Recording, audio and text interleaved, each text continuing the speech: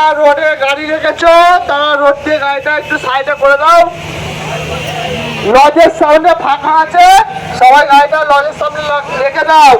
আমাদের এখানে কমিটিতে একটু প্রবলেম হচ্ছে, বুঝে বুঝে সব প্রবলেম হচ্ছে, সবাই লজের সামনে গাড়িটা রাখো।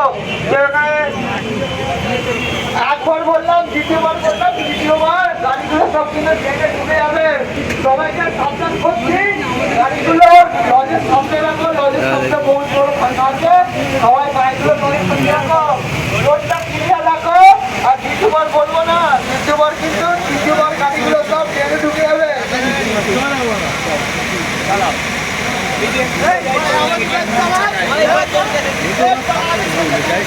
আমার কাছে একটা ফুল জামা